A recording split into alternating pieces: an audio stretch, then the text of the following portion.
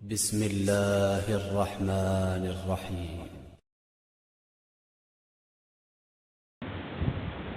السلام عليكم ورحمة الله وبركاته. نحمده ونصلي على رسوله الكريم. أما بعد فقد قال الله تبارك وتعالى في كلامه القديم: أعوذ بالله من الشيطان الرجيم. بسم الله الرحمن الرحيم. وهو الذي ينزل الغيث من بعد ما قنطوا وينشر رحمته وهو الولي الحميد. وقال نبينا صلى الله عليه وسلم: وقد ورد في الخبر عن أنس بن مالك رضي الله عنه قال: أصابنا ونحن مع رسول الله صلى الله عليه وسلم مطر، فحسر رسول الله صلى الله عليه وسلم ثوبه حتى أصابه من المطر، فقلنا: يا رسول الله لما صنعت هذا؟ فقال: لأنه حديث عهد بربه تعالى، أو كما قال صلى الله عليه وسلم. எல்லா புகழும் ஏக இறைவனாகி அல்லாஹ் ஒருவனுக்கே உரித்தாகட்டும். சலாத்தும் சலாமும் ஈருலகத் தூதர், உலகை திருத்திய உத்தமர், நமது உயிரினும் மேலான நபிகள் நாயகம் ஸல்லல்லாஹு அலைஹி வஸல்லம் அவர்கள் மீதும், அவர்களை பின்பற்றி வாழ்ந்த உத்தமர்களான சத்திய சஹாபாக்கள், தாபியீன்கள், தபவுத் தாபியீன்கள், நல்லோர்கள், மேன்மக்கள் அனைவர் மீதும் என்றென்றும் நிலவட்டுமாக. எல்லாம் வல்ல அல்லாஹுவின் மகத்தான அருளும் அவனுடைய வற்றா பெருங்கருணையும் நம் அனைவர் மீதும் என்றென்றும் நிலவட்டுமாக. கண்ணியத்திற்குரிய சகோதரர்களே, கடந்த வாரம் அறிவித்ததைப் போல முன்னால் வருபவர்கள் முன்னால் வந்து அமருங்கள். ஏதாவது உங்களுக்கு சௌகரிய குறைச்சலாக இருந்தால் பின்னால் உட்காருவதில் பிரச்சனை இல்லை. இல்லைன்னா நீங்கள் முன்னாடி தான் வரணும். ஏனென்றால் போன வாரமே சொன்னோம், நபி ஸல்லல்லாஹு அலைஹி வஸல்லம் அவர்கள் யார் ஜும்மாவுக்கு உரிய முறையோடு வந்து இமாமுக்கு நெருக்கமாக வந்து அமர்கிறாரோ, வந்து காது தாழ்த்தி சொல்லப்படக்கூடிய விஷயங்களை செவியுறுகிறாரோ, அவர் எடுத்து வைத்து வந்த ஒவ்வொரு எட்டுக்கும், கடந்த வாரம் சொன்ன ஞாபகம் நினைக்கிறேன், ஓர் ஆண்டு பகலெல்லாம் நோன்பு நோற்ற நன்மையும், ஓர் ஆண்டு இரவெல்லாம் நின்று தொழுத நன்மையும் கிடைக்கும் என்று நபி ஸல்லல்லாஹு அலைஹி வஸல்லம் சொன்னார்கள். ஒரே ஒரு எட்டுக்கு ஒரு ஆண்டு நோன்பு, ஒரு ஆண்டு தொழுகை என்று சொன்னால் அது சாதாரண நன்மை இல்லை. தயவு செய்து இந்த மாதிரியான நன்மைகளின் மீது நமக்கு சற்று பிடிப்பும் கவனமும் அதிகப்படியான அக்கறையும் வேண்டும் என்பதை திரும்ப திரும்ப நான் உங்களுக்கு நினைவுபடுத்திக் கொள்கிறேன். தேவை இருந்தால், சௌகரிய குறைச்சல் இருந்தால் பின்னால் அமர்ந்து கொள்வதில் எந்த விதமான பிரச்சனையும் இல்லை. ஹைர், அல்ஹம்துலில்லாஹ். அருமையான தோழர்களே, மழை நேரத்தினுடைய மார்க்க வழிகாட்டல்கள் சிலவற்றை நான் உங்களுக்கு இப்போது நினைவுபடுத்த ஆசைப்படுகிறேன். இதை இந்த நேரத்தில் தான் சொல்ல முடியும், மற்ற நேரத்தில் சொல்ல முடியாது. ஆனால் அதே நேரத்தில் இந்த நேரத்தில் நாம் இதை நினைவு கூற தவறினால் இது தொடர்பான ஒரு நாலேஜ் நமக்கு கிடைக்காமலேயே போய்விடும் என்பதனால் இந்த செய்தியை நாம் இப்போது சொல்ல வேண்டிய தேவை இருக்கிறது. அருமையான தோழர்களே, மழை நீர் என்பது எவ்வளவு முக்கியமானது என்பதை நாம் நன்றாக அறிந்திருக்கிறோம்.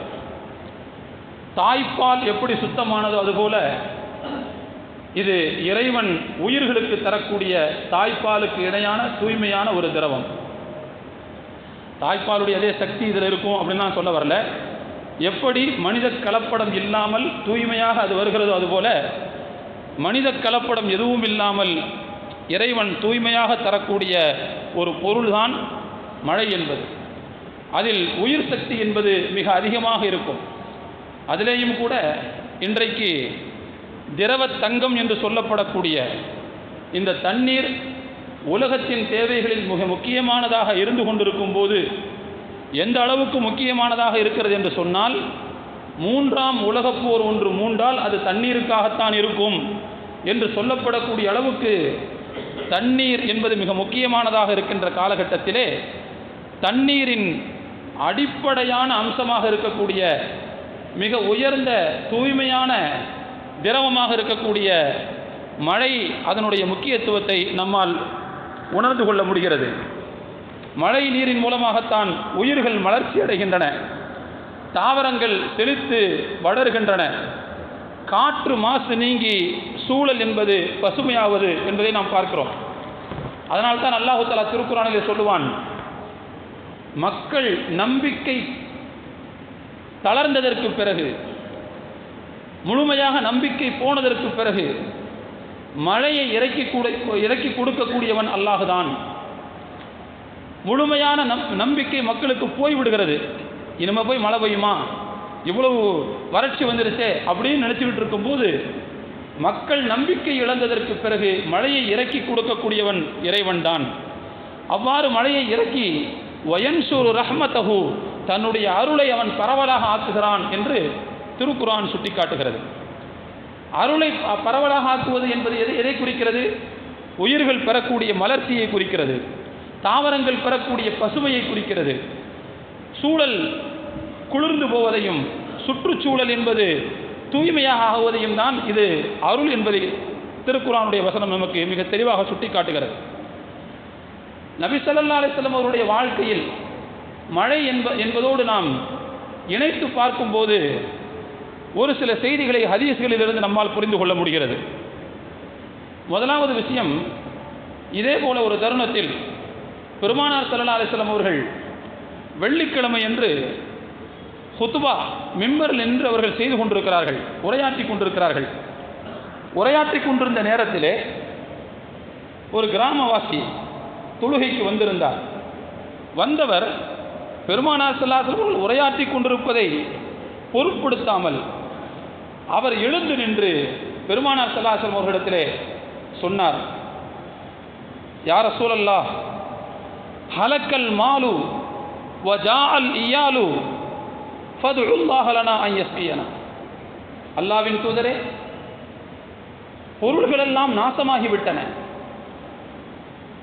குடும்ப அங்கத்தினர்கள் எல்லாம் பசியால் துடித்துக் கொண்டிருக்கிறார்கள், வறட்சி எங்களை கவ்வி பிடித்திருக்கிறது, மழை இல்லாமல் நாங்கள் துன்புற்று கொண்டிருக்கிறோம். எனவே எங்களுக்கு மழை பொழிவிக்குமாறு அல்லாஹ்விடத்தில் கையேந்தி துஆ செய்யுங்கள் என்று பெருமானார் இடத்திலே கேட்கிறார். நான் போன வாரம் தான் சொன்ன ஞாபகம் இருக்கும்னு நினைக்கிறேன். இமாம் உரையாற்றுகிற போது, அதையும் குத்துபா உரையாற்றுகிற போது பக்கத்தில் உள்ளவங்கள்ட்ட கூட பேசக்கூடாதுங்கிறது தானே சட்டம். அமைதியாக இருங்கன்னு சொன்னால் கூட ஜும்மாவினுடைய நன்மை பறிபோய்விடும் அப்படிங்கிற அளவுக்கு ஹதீஸ் நம்ம போன வாரம் படித்தோமா இல்லையா? ஆனால் இந்த இடத்துல இந்த கிராமவாசி பக்கத்தில் உள்ளவர்கிட்ட பேசலை, நேராக யார்ட்டையே பேசுகிறார். குத்துபா செஞ்சுக்கிட்டு ரசூலுல்லாஹ், அவர் எழுந்தினார், ரசூலாட்டையே கேட்குறார், பயிர்களெல்லாம் நாசமாகி விட்டன, காய்ந்து போய்விட்டன, எங்கே பார்த்தாலும் ஒரே சாம்பல் நிறத்தில் தெரிகிறது, மண்ணெல்லாம் ஈரம் போய்விட்டது, ஈரப்பதம் போய்விட்டது. அவர் சொல்கிறார். அருமையான தோழர்கள், இந்த இடத்துல யோசிக்க வேண்டும். பக்கத்தில் உள்ளவங்கள்ட்ட பேசக்கூடாதுன்னு சொன்ன அந்த விஷயத்தை பெருமானார் ஸல்லல்லாஹு அலைஹி வஸல்லம் அவர்கள் இப்போது எப்படி கையாளுகிறார்கள் என்றால், பெருமானார் ஸல்லல்லாஹு அலைஹி வஸல்லம் அவர்கள் அவருடைய அந்த வேண்டுகோளை ஏற்று அல்லாஹ்விடத்தில் துஆ செய்தார்கள் என்று வருகிறது. அப்படின்னா இமாம்கிட்ட பேசலாமா அப்படின்னு ஒரு கேள்வி ஒன்று வரும். குத்பா நடந்துக்கிட்டு இருக்கும்போது இமாம்கிட்ட பேசலாமா? பேசலாம். குத்பா நடந்து கொண்டிருக்கும் போது பேசுவதற்கு அனுமதிக்கப்பட்டிருக்கக்கூடிய ஒரு சில சந்தர்ப்பங்களில் ஒன்றுதான் வந்திருப்பவர் நேரடியாக இமாமிடத்தில் பேசலாம். அந்த வகையில் தான் ரசூலுல்லாஹ் என்ன செய்கிறாங்கன்னா அந்த இடத்துல இதை அனுமதிக்கிறார்கள். கண்டிப்பாக நான் குத்துபா ஓதும்போது நீங்கள் பேச மாட்டீங்க, எனக்கு நல்லா தெரியும். ஏன்னா நான் அரபியில் குத்துபா ஓத போகிறேன், நீங்கள் அரபியில் பேச போகிறது இல்லைன்ட்ட. அதனால் அந்த பயம் நமக்கு கிடையாது. ஆனால் இருந்தாலும் கூட பேசுவதற்கு அனுமதிக்கப்பட்ட சந்தர்ப்பங்களில் ஒன்று, ஜும்மாவுக்கு வந்தவர் இமாமிடத்திலே நேரடியாக தன்னுடைய கோரிக்கையை வைக்கலாம். அந்த கோரிக்கை என்பது உலகம் சார்ந்ததாகவும் இருக்கலாம், மறுமை சார்ந்ததாகவும் இருக்கலாம் என்று அறிஞர்கள் சொல்கிறார்கள். அந்த வகையில் அந்த சஹாபி ரசூலுல்லாஹ்ட்ட கேட்குறார், ரசூலுல்லாஹ், பஞ்சம் எங்களை பிடிச்சி ஆட்டுது, துஆ செய்யுங்க, எல்லா இடத்துல மழை வேண்டும் எங்களுக்கு என்று கேட்டார். பெருமானார் ஸல்லல்லாஹு அலைஹி வஸல்லம் அவர்கள் உடனே தங்களுடைய 2 கைகளையும் உயர்த்தி துஆ செய்தார்கள். துஆ செய்து முடித்ததற்கு பிறகு இந்த ஹதீஸினை அறிவிக்கக்கூடிய அனஸ் ரலியல்லாஹு அன்ஹு சொல்கிறார்கள், ரசூலுல்லாஹ் துஆ செய்யும்போது வெளியிலே மதீனாவிலே நாங்கள் பார்த்தோம், வான்வெளியில் எங்கேயும் மேகமே இல்லை, மேகம் திரளவே இல்லை, எங்கேயும் ஒரு மேக துண்டை கூட தான், ஒரு சின்ன துண்டு கூட இல்லை. ஆனால் பெருமானார் ஸல்லல்லாஹு அலைஹி வஸல்லம் அவர்கள் துஆ செய்து முடித்ததும் எங்கிருந்தோ மேகங்கள் திரண்டு வந்தன. வந்த மேகங்கள் மதீனாவை சுற்றி அடைத்து கொண்டு மழை பொழிய ஆரம்பித்தது. பெருமானார் ஸல்லல்லாஹு அலைஹி வஸல்லம் அவர்கள் உரையாற்றிக் கொண்டே இருக்கிறார்கள், மழை பொழிந்து கொண்டே இருக்கிறது. எந்த அளவுக்கு மழை பொழிந்தது என்று சொன்னால், சஹாபி அறிவிக்கிறாங்க, ரசூலுல்லாஹ் மிம்பரை விட்டு இறங்கலை, மழை பொழிஞ்சுது. பெய்த மழை பள்ளிவாசலுடைய கூரையையும் பொத்துக்கொண்டு ரசூலுல்லாஹ் மேலே தண்ணி விழுந்துச்சு. அந்த மழையில் ரசூலுல்லாஹ்வுடைய தாடியிலிருந்து தண்ணீர் சொட்டியதை நான் பார்த்தேன். அந்த மழை அன்றோடு நிற்கவில்லை, மறுநாள் பெய்தது, அதற்கு மறுநாள் பெய்தது, தொடர்ந்து பெய்து கொண்டே இருந்த மழை அடுத்த வாரம் ஜும்மாவுக்கு நாங்கள் வர்ற வரைக்கும் விடவே இல்லை. அது ஒரு பெருமழையாக பெய்தது. ரெண்டாவது வாரம் வந்து உட்கார்ந்தாச்சு. பெருமானார் ஸல்லல்லாஹு அலைஹி வஸல்லம் அவர்கள் மிம்பரில் நின்று உரையாற்றி கொண்டிருக்கிறார்கள். போன வாரம் வந்து, அல்லாஹ்வின் தூதரே, உலகமே காஞ்சி போச்சு, எங்கள் பொண்டாட்டி பிள்ளைலாம் பட்னியோடு இருக்கிறாங்க, வறட்சியாக இருக்குது அப்படின்னு சொன்ன அதே மனிதர் திரும்ப எழுந்து, யா ரசூலல்லாஹ் தஹத்தமல் பினா, அல்லாஹ்வின் தூதரே, கட்டடங்கள் எல்லாம் நொறுங்கி சரிந்து நொறுங்குகின்றன, பொருட்கள் எல்லாம் நாசமாகிவிட்டது, தண்ணீரில் மூழ்கி போய்விட்டது, கொஞ்சம் அல்லாஹ்ட்ட கையேந்தி மழையை நிறுத்துறதுக்கு துவா செய்யுங்கன்னு கேட்டேன். போன வாரம் வந்து கேட்ட அதே மனிதர் இந்த வாரம் வேணாம் மழை அப்படின்னு அல்லாஹ்ட்ட துவா செய்யுங்கன்னு சொல்லி ரசூலுல்லாஹ் வந்து சொன்னார். பெருமானார் ஸல்லல்லாஹு அலைஹி வஸல்லம் அவர்கள் அப்போதும் கையை உயர்த்தி துவா செய்தார்கள், அல்லாஹும்ம ஹவாலைனா லா அலைனா, இறைவா இந்த மழையை எங்களை சுற்றி, இந்த மழை தேவை உள்ள மக்களுக்கு இதை பொழிவிப்பாயாக, எங்களுக்கு எதிரான மழையாக இதை ஆக்கிவிடாதே என்று பெருமானார் ஸல்லல்லாஹு அலைஹி வஸல்லம் அவர்கள் பிரார்த்தனை செய்தார்கள். அதற்கு பிறகு அந்த மழை நின்றது என்று பார்க்கிறோம். எந்த அளவுக்கு அது பெருமழையாக இருந்தது என்பதை ஹஜ்ரத் அனஸ் ரலியல்லாஹு அவர்கள் சொல்லும்போது இப்படி ஒரு செய்தியை சொல்கிறார்கள், அதற்கு பிறகு எங்கிருந்து மக்கள் மதீனாவுக்கு வந்தாலும் அந்த மழையை பற்றி பேசாமல் இருக்கவே மாட்டார்கள், அவ்வளவு பெரிய மழையாக அது இருந்தது என்று ஹஜ்ரத் அனஸ் ரலியல்லாஹு அவர்கள் அறிவிக்கிறார்கள். அருமையான தோழர்களே, இந்த ஹதீஸிலிருந்து நாம் தெரிந்து கொள்ளக்கூடிய இன்னொரு முக்கியமான செய்தி என்ன என்று சொன்னால், பெருமானார் ஸல்லல்லாஹு அலைஹி வஸல்லம் அவர்களுடைய தலையில் தண்ணீர் விழுந்து தாடியில் நனைந்தது அப்படின்னு சொன்ன பாருங்க. இந்த ஹதீஸை இமாம் புகாரி ரஹ்மத்துல்லாஹி அலைஹி அவர்கள் தங்களுடைய சஹீஹுல் புகாரியில் பதிவு செய்யும் போது இந்த ஹதீஸுக்கு ஒரு தலைப்பு ஒன்று போடுறாங்க. எப்போதும் ஒரு பாடம் அமைச்சு அதில் தான் ஹதீஸை கொண்டு வருவாங்க. அவ்வாறு அந்த பாடத்திற்கு இமாம் புகாரி அவர்கள் தலைப்பிடும் போது என்ன தலைப்பு போட்டாங்க அப்படின்னா, பாபு மன் தமத்தர ஃபில் மத்தரி ஹத்தா யத்தஹாதர அலா லிஹியதிஹி, தம்முடைய தாடி நனையும் அளவுக்கு, தாடியில் தண்ணீர் சொட்டும் அளவுக்கு ஒருவர் மழையில் நனைவது என்று தலைப்பு போட்டு இந்த ஹதீஸை பதிவு செய்கிறார்கள். அப்போ அவங்களுடைய நோக்கம் என்ன அப்படின்னு சொன்னால், பெருமானார் ஸல்லல்லாஹு அலைஹி வஸல்லம் அவருடைய தலையில் தண்ணீர் விழுந்து தாடியில் சொட்டியதே அது யதார்த்தமாக ஏற்படவில்லை, மழையில் நனையட்டும் என்பதற்காக ரசூலுல்லாஹ் என்ன செஞ்சாங்க, காட்டினாங்க. அதனால தான் தாடியில் தண்ணி வழிகிற அளவுக்கு இருந்துச்சு என்று இமாம் புகாரி ரஹ்மத்துல்லாஹி அவர்கள் இந்த கருத்தை உணர்த்தும் முகமாக இந்த பாடத்தை எழுதுகிறார். நம்மள்கிட்ட ஒரு சிந்தனை ஒன்று உண்டு, மழையில் நனைஞ்சா சளி பிடிக்கும், மழையில் நனைஞ்சா ஜுரம் அடிக்கும் அப்படின்னு நம்மள்கிட்ட ஒரு ஒரு நம்பிக்கை ஒன்று உண்டு இல்லையா? அது உண்மையா என்று பார்த்தால், நான் ஆரம்பத்தில் சொன்னதை போல மிகவும் தூய்மையான நீர், உலகத்தில் மற்ற எந்த நீரையும் விட மேகத்திலிருந்து கீழே விழுகிற அந்த நீர் மட்டும்தான் மிக தூய்மையான நீர். ஒரு ஏரி நீரையோ, ஒரு நதி நீரையோ, அல்லது வேறு ஏதாவது நிலத்தடி நீரையோ ஒரு மனித அருந்துவதற்கான பயன்பாடு அளவிற்கு அதை மாற்ற வேண்டும் என்று சொன்னால் அதில் மனித உழைப்பை கொட்ட வேண்டும், பணங்காசுகளை செலவழிக்க வேண்டும். அதற்கு பிறகுதான் அது சுத்தமாக ஆகும். மனித அருந்துவதற்கான பயன்பாடு அளவுக்கு மாறுவதற்கு நிறைய செலவும் பிடிக்கும், மனித உழைப்பும் பிடிக்கும்.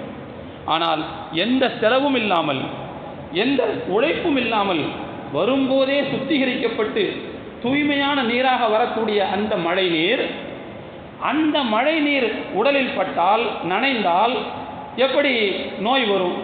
அப்படின்னா அது நோய் ஏற்படுத்தக்கூடிய தண்ணியா? அது நோயை உருவாக்கக்கூடிய நீரா அது? அப்படின்னா யாருமே அப்படி சொல்லலை. நோயை அது உருவாக்குவதில்லை. நோயை உருவாக்கும் என்று சொன்னால் பெருமானார் ஸல்லல்லாஹு அலைஹி வஸல்லம் அவர்கள் நனைந்திருக்கக்கூடாது. அதனால தான் என்ன செய்கிறாங்கன்னு சொன்னால், மழை நீரை பற்றிய ஆய்வில் நமக்கு அறிஞர்கள் சுட்டி காட்டக்கூடிய செய்தி என்னன்னு சொன்னால், மழையில் நனைஞ்சா ஜுரம் அடிக்குது, மழையில் நனைஞ்சா சளி பிடிக்குதுன்னு சொன்னால், ஏற்கனவே சளி பிடிக்கும் அளவுக்கு உள்ள ஒரு மனிதர், ஏற்கனவே ஜுரம் வரக்கூடிய அளவுக்கு மனித இயற்கை கெட்டுப்போன ஒரு நபர் மழையில் நனையும் போது ஜுரம் வரும். அப்படின்னா என்ன அர்த்தம்னா, அந்த மழை நீர் உடலில் பட்டு உடலில் படும்போது நம்முடைய உடலில் உள்ள செல்கள் அந்த நீரை உறிஞ்சுகின்றன. உறிஞ்சும் போது ஏற்கனவே கெட்டுப்போனதாக இருந்தால் உடல் அதை சீரமைப்பதற்கு தொடங்குகிறது, அதை நலமாக்குவதற்கு தொடங்குகிறது. அப்படி நலமாக்குவதற்கு தொடங்குகிற அந்த ப்ராசஸில் தான் என்ன செய்யுதுன்னு சொன்னால், சளி பிடிக்குது, மூக்கு ஒழுகுது, அதே மாதிரி ஜுரம் அடிக்குது. அது இதுதான் கிட்டத்தட்ட இந்த மழை நீர் என்பது ஒரு அலாம் மாதிரி. ஏற்கனவே நோய்வாய்ப்பட்ட, அதாவது நோயினுடைய அறிகுறிகளோடு இருக்கக்கூடிய மனிதரின் மீது இது படும்போது அந்த நோய் என்பது வெளியிலே காட்டி விடுகிறது. ஒரு நல்ல மனிதர், நோய் அறிகுறி இல்லாத ஒரு மனிதர் நனையும் போது அவருக்கு எந்த பிரச்சனையும் ஏற்படுவதில்லை. மழையில் நனைகிற எல்லாருக்குமா ஜுரம் வருது? மழையில் நனைகிற எல்லாருக்குமா சளி பிடிக்குது? இல்லை. அப்போ யாருக்கு சளி பிடிக்குது, யாருக்கு ஜுரம் அடிக்குது அப்படின்னா, ஏற்கனவே சளியின் அறிகுறிகளோடு இருப்பவர்கள் அல்லது சளியினுடைய அந்த அமைப்போடு இருப்பவர்கள், உடல் நலமுற்ற அந்த அமைப்போடு இருப்பவர்களுக்கு தான் அது பிரச்சனையை உருவாக்குகிறது. அப்படின்னா என்ன அர்த்தம்னா, அவருடைய உடலை மறுசீராக்கம் செய்வதற்கு அந்த மழை நீர் உதவுகிறது என்று அறிஞர்கள் சுட்டி காட்டுகிறார்கள். அந்த வகையில் தோழர்களே, நாம் இங்கே கவனிக்க வேண்டிய செய்தி என்னன்னு சொன்னால், பெருமானார் ஸல்லல்லாஹு அலைஹி வஸல்லம் அவர்கள் அந்த வழுகின்ற நீரில் தாங்களாகவே நனையக்கூடிய அளவு, நனைகிறதுனா தொப்புலாம் நனைகிறதல்ல, அந்த தண்ணீர் உடலில் லேசாக படக்கூடிய அளவுக்கு நனைகின்ற பழக்கம் உள்ளவர்களாக இருந்தார்கள் என்பது இந்த ஹதீஸிலிருந்து நமக்கு தெரிய வரக்கூடிய செய்தி. அருமையான தோழர்களே, பெருமானார் ஸல்லல்லாஹு அலைஹி வஸல்லம் அவர்கள் இந்த மழை தொடர்பாக சில நல்லொழுக்கங்களையும் சில நடைமுறைகளையும் நமக்கு கற்றுக் கொடுத்திருக்கிறார்கள்.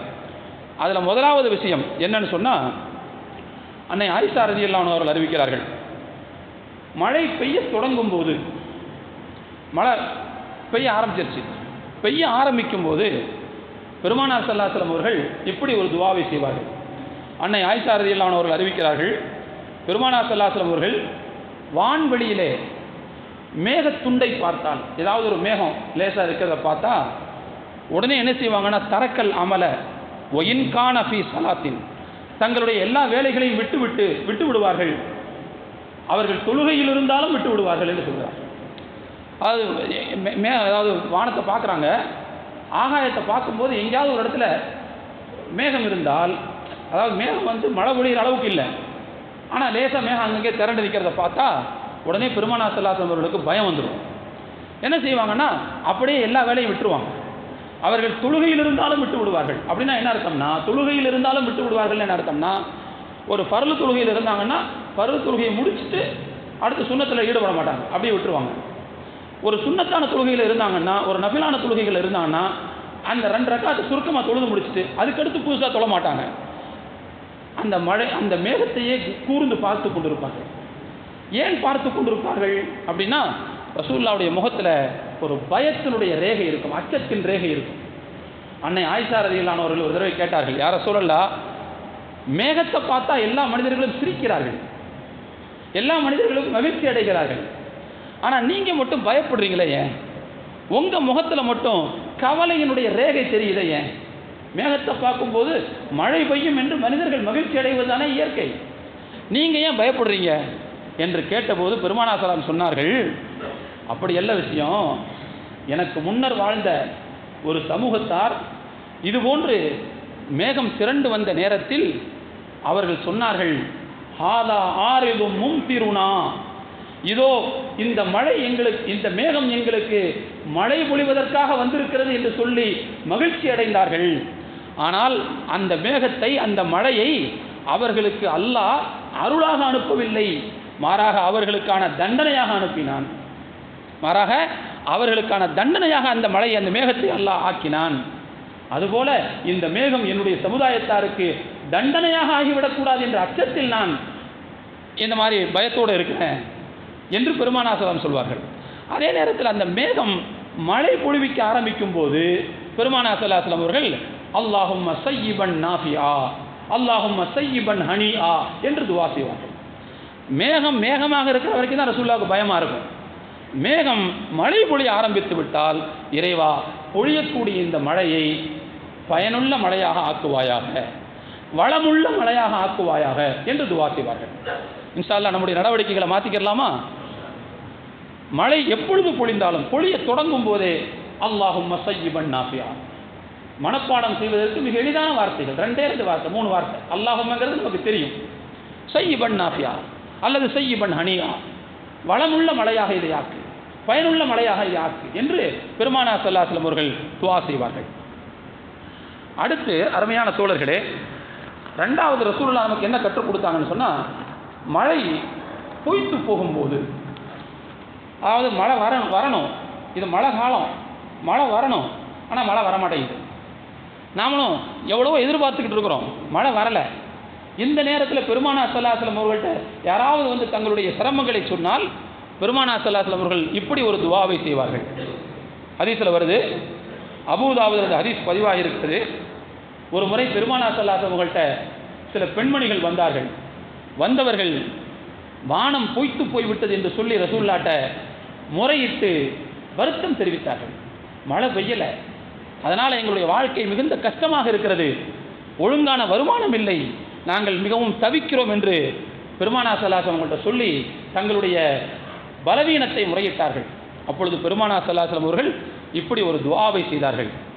அல்லாஹும்ம மஸ்கினா கைஸன் முகீஸன் மரீஅன் மரீஅன் நாஃபிஅன் கைர லாரின் ஆஜிலன் கைர ஆஜில். இறைவா எங்களுக்கு உதவிகரமான மழையை பொழிய வைப்பாயாக, தீங்கற்ற வளமான மழையை எங்களுக்கு பொழிய வைப்பாயாக, செழிப்பான மழையாக, நாஃபிஅன் கைர லாரின் பலனுள்ள இடையூறு தராத உடனடியான மழையாக, தவணை மழையாக இல்லாமல் உடனடியான மழையாக எங்களுக்கு நீ மழையை பொழிய வைப்பாயாக என்று பெருமானார் ஸல்லல்லாஹு அலைஹி வஸல்லம் துஆ செய்வார்கள். அதுபோல் நான் ஆரம்பத்தில் சொன்ன ஹதீஸில் ரசூலுல்லாஹ் மெம்பரில் இருந்துக்கிட்டு துஆ செஞ்சாங்க. எப்படி துஆ செஞ்சாங்கங்கிறது வேறொரு ஹதீஸில் வரும்போது அல்லாஹும்ம அகிஸ்னா அல்லாஹும்ம அகிஸ்னா அல்லாஹும்ம அகிஸ்னா, இறைவா எங்களுக்கு மழையை பொழிய வைப்பாயாக என்று, உதவி செய்வாயாக என்று அல்லாஹ்ட்ட மும்முறை பிரார்த்தனை செய்தார்கள் என்று வருகிறது. அப்போ மழை பொய்க்கும் போது, பெய்ய வேண்டிய நேரத்தில் மழை பெய்யாமல் சிரமம் தரும்போது பெருமானார் ஸல்லல்லாஹு அலைஹி வஸல்லம் அவர்கள் நமக்கு கற்றுக் கொடுத்த துஆவாக இந்த துஆவை நாம் எடுத்துக்கொள்ள வேண்டும். அடுத்து தோழர்களே, மழை பெய்கிறது, பெய்கின்ற மழை கொட்டி தீர்க்கிறது, அதிகமான மழை, பெருமழை பெய்கிறது. நான் ஆரம்பத்தில் சொன்ன மாதிரி போன வாரம் தொடங்கின மழை இந்த வாரம் வரைக்கும் விடாமல் பெஞ்சுக்கிட்டு இருந்தால் எப்படி இருக்கும்?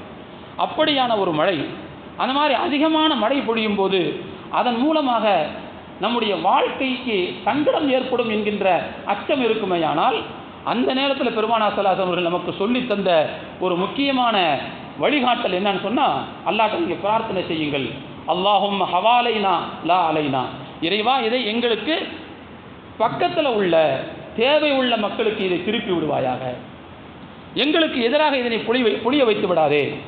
அல்லாஹும்ம அலல் ஆக்காமி வல் ஜிபாலி, இறைவா குன்றுகளின் மீதும் மலைகளின் மீதும், ஒல் ஆஜாமி ஒல் லிராபி கோட்டைகளின் மீதும் மேடுகளின் மீதும், ஒல் ஔதியத்தி ஒ மனாபத்தி ஷஜரி ஓடைகளிலும் மேய்ச்சல் நிலங்களிலும் இந்த மழையை திருப்பி விடுவாயாக என்று பெருமானார் ஸல்லல்லாஹு அலைஹி வஸல்லம் அவர்கள் பிரார்த்தனை செய்தார்கள் என்று நாம் பார்க்கிறோம்.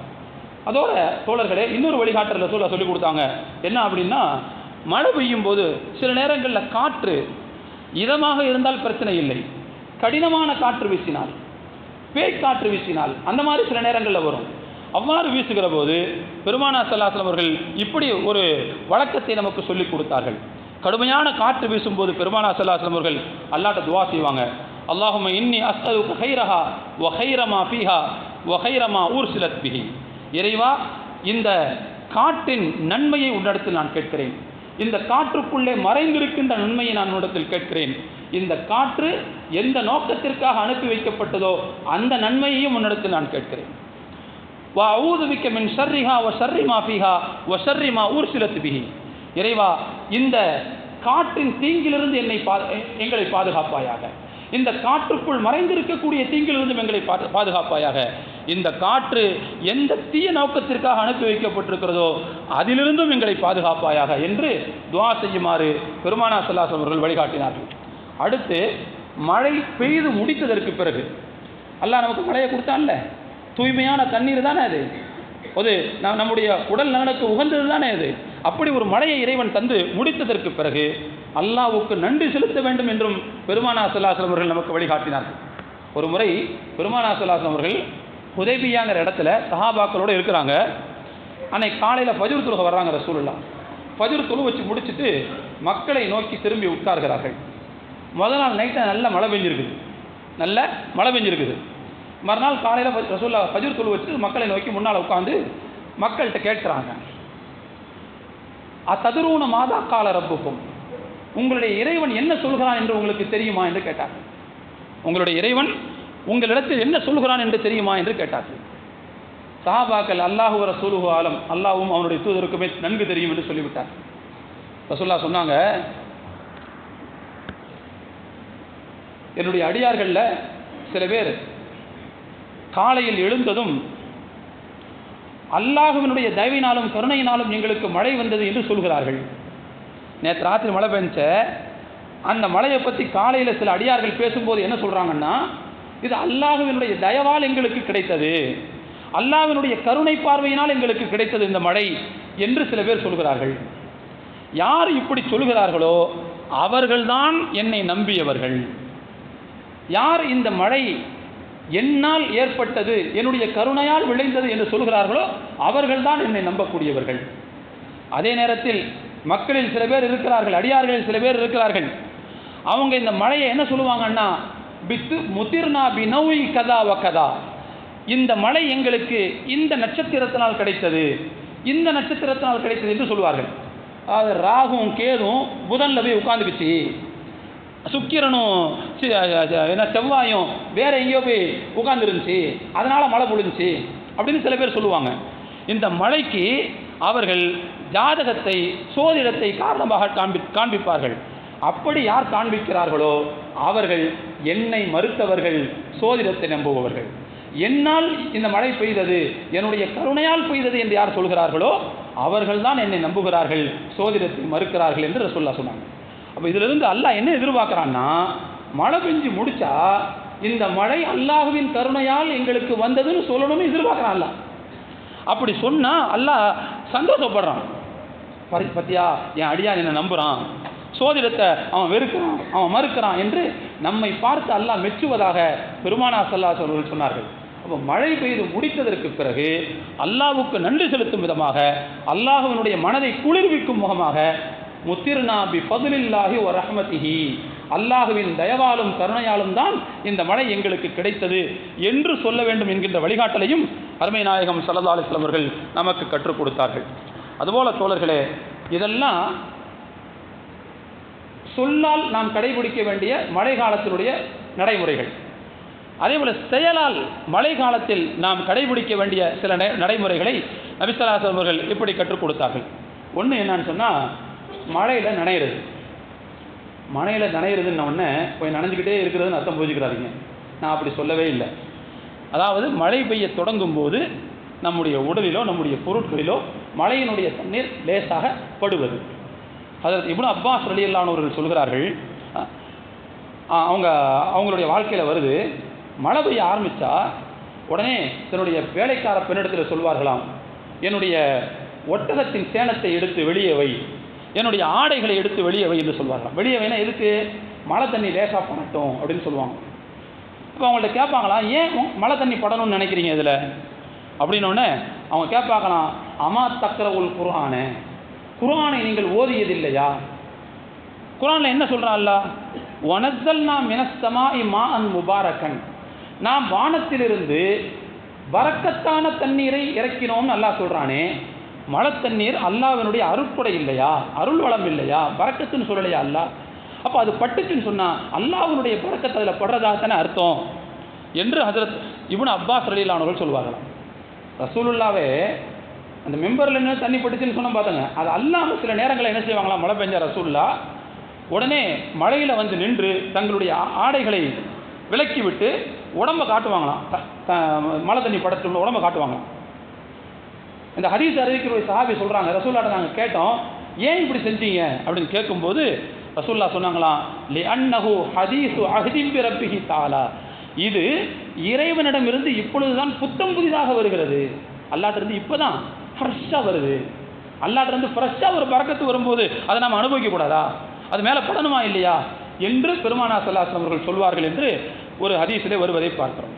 ஆக அருமையான தோழர்களே, இந்த செயலின் மூலமாக நமக்கு என்ன வழிகாட்டப்பட்டிருக்கிறது சொன்னால், மழை பெய்ய தொடங்கும் போது அதனுடைய ஆரம்ப கட்டங்களில் சில நொடிகள் என்ன செய்யணும்னா மழை தண்ணி உடம்புல பட வைக்கிறதுங்கிறது அது ஒரு சுன்னத்துகளில் ஒன்று என்று நமக்கு தெரிய வருகிறது. ஒன்று. அதே போல் இன்னொரு முக்கியமான செய்தி, ரெண்டாவது விஷயம் என்னன்னு சொன்னால், பெருமானார் ஸல்லல்லாஹு அலைஹி வஸல்லம் அவர்கள் சொன்னார்கள், சின்தானி மா துரத்தானி, 2 துஆக்கள் மறுக்கப்படுவதே இல்லை என்று சொன்னார்கள். 2 துஆக்கள் மறுக்கப்படுவதே இல்லை. அத்துஆஉ இந்த நிதா, முதலாவது பாங்கின் போது கேட்கப்படக்கூடிய துஆ. பாங்கின் போதுன்னா என்ன அர்த்தம்? பாங்கு சொல்லும் போது நமக்கு முஅத்தின் சொல்கிற மாதிரியே சொல்லிட்டு வரணும்னு சொல்லப்பட்டிருக்கு.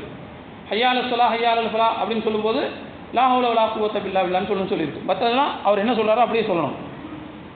தொழுது முடித்ததுக்கு பிறகு துஆ செய்யணும்னு சொல்லப்பட்டிருக்கு. தொழுகை பாங்குக்கு பிறகு, தொழுது முடிச்சதில்லை, பாங்கு சொன்னதற்கு பிறகு செய்யப்படக்கூடிய துஆ அல்லாஹ்விடத்தில் ஒப்புக்கொள்ளப்படும். அப்போ முதலாவது விஷயம், பாங்கின் போது செய்யப்படக்கூடிய துஆவுக்கு அல்லாஹ்விடத்தில் மறுப்பு எதுவும் கிடையாது. ரெண்டாவது ரசூலுல்லாஹ் சொன்னாங்க, ரெண்டாவது வத்தஹ்தல் மதர், மழை பெய்து கொண்டிருக்கும் போது கேட்கப்படக்கூடிய துஆ என்று சொன்னாங்க. மழை பெஞ்சுக்கிட்டே இருக்குது, பெய்யும் போது கேட்கப்படக்கூடிய துஆவும் அல்லாஹ்விடத்தில் மறுக்கப்படுவதில்லை என்று சொன்னாங்க. இந்த ஹதீஸின் மூலமாக ரசூலுல்லாஹ் நமக்கு என்ன வழிகாட்டுறாங்கன்னா, மழை பெய்யும் போது நீங்கள் சும்மா இருக்காதீங்க, அது அல்லாஹ்க்கு துஆ ஒப்புக்கொள்ளப்படக்கூடிய நேரம் அது என்று சொல்லுகிறாங்க. ஒரு ரமலான் மாதத்தில் துஆ ஒப்புக்கொள்ளப்படுதுன்னு தெரிஞ்ச உடனே எவ்வளோ வேகமாக துஆ செய்கிறோம். அதுவும் நோன்பு துறக்கிற போது யாருடைய கையாவது கீழே இருக்குதா, எல்லாம் எவ்வளோ துஆ செய்கிறோம். சில பேர் பேருக்கிறதுக்காக சண்டை பிடிச்சிட்டு இருப்போம், அது வேறு விஷயம் வச்சுக்கோங்க. ஆனால் பொதுவாக எல்லாரும் என்ன செய்கிறோம், அந்த துஆவை என்ன செய்யணும், விடக்கூடாதுன்னு சொல்லி எவ்வளோ முக்கியத்துவம் கொடுக்குறோம். அதற்கு இணையான முக்கியத்துவம் எதுக்கும் இருக்குது, மழை நேரத்தில் ஓதப்படக்கூடிய துஆவுக்கும் இருக்குது. ரசூலுல்லாஹ் சொல்கிறாங்க, சின்தானி மாத்துரத்தானி, 2 துஆக்கள் ஒருபோதும் அல்லாஹ்வால் தட்டிவிடப்படுவதில்லை. ஒன்று பாங்கின் போது செய்யப்படக்கூடிய துஆ, மற்றொன்று மழை பெய்யும் போது கேட்கப்படக்கூடிய துஆ என்று சொன்னார்கள். ஆக அருமையான தோழர்களே, மழை என்பது அல்லாஹ்வினுடைய அருட்கொடை என்பதில் எந்த விதமான சந்தேகம் இல்லை. சில நேரங்களில் அந்த மழை என்பது நமக்கு இடையூறாக வருவதற்கும் வாய்ப்பு இருக்கிறது. அப்படி வரும்போது நீங்கள் எப்படி நடந்து கொள்ள வேண்டும் என்பதற்கான வழிகாட்டலையும் கூட மார்க்கம் நமக்கு மிக தெளிவாக சொல்லி தந்திருக்கிறது. எல்லாம் வல்ல இறைவன் இது போன்ற நடைமுறை சுன்னத்துகளை, நடைமுறை வழிகாட்டல்களை, ரசூலுல்லாஹ்வுடைய வழிகாட்டுதல்களை நம்முடைய வாழ்க்கையில் பின்பற்ற வேண்டும். இஸ்லாம் என்பது நடைமுறை வாழ்க்கையோடு சம்பந்தப்பட்ட விஷயம் என்பதற்கு இந்த உரையில் நான் பேசிய இந்த விஷயங்களும் மிக முக்கியமான சான்றாக இருக்கிறது என்பதை நான் தெரிவித்துக் கொள்கிறேன். எல்லாம் வல்ல இறைவன் நாம் எதை கேட்டோமோ, எதை உள்வாங்கினோமோ அதை நம்முடைய வாழ்க்கையில் பின்பற்றுவதற்கான நல்ல தௌஃபீக்கையும் உதவியையும் செய்தருள் புரிவானாக என்று துஆ செய்தவனாக என்னுடைய உரையை நிறைவு செய்கிறேன். வாஹிரு தஅவானா அனில் ஹம்துலில்லாஹி ரப்பில் ஆலமீன். அஸ்ஸலாமு அலைக்கும் வரஹ்மத்துல்லாஹி வபரகாத்துஹு.